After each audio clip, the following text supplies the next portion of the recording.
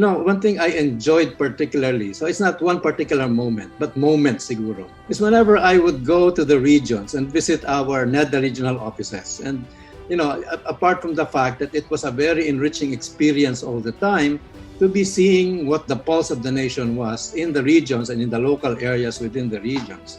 I was also always very warmly received by our NEDA regional staff. So it really felt like family. So I truly enjoyed all these NRO visits and what we did outside, because you don't know the country until you actually go to see the countryside, especially in the most remote region. NEDA will have to continue being the vanguard of development in the Philippines, because it's really the only entity, it's the only the government office really that has this unique perspective, like I said. And I think NEDA should continue to keep that in mind. But one important thing to keep in mind now is, what are the new challenges of the future facing us, especially in the wake of the COVID.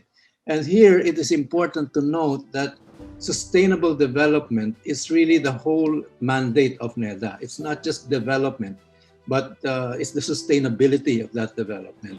And I would like to particularly mention the climate crisis. It's no longer climate change that is a problem. I think most people now agree it's a climate crisis we are facing. And the climate crisis is much more than an environmental problem.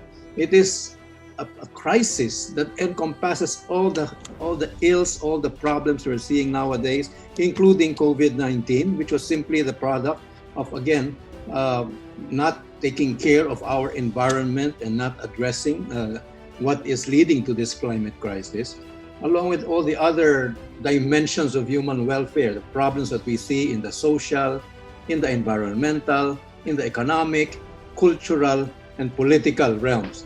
So all of these are the concern of NEDA.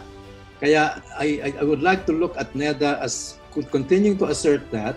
I know that NEDA has never been just an agency of economists, as most people think. No? NEDA is composed of a multidisciplinary group of experts, again, in these various dimensions of human existence and human welfare. Kaya nga, I'm proud to keep telling people that no, NEDA is also sociologists, also engineers, also anthropologists, because you need people who understand all the dimensions of development in this agency.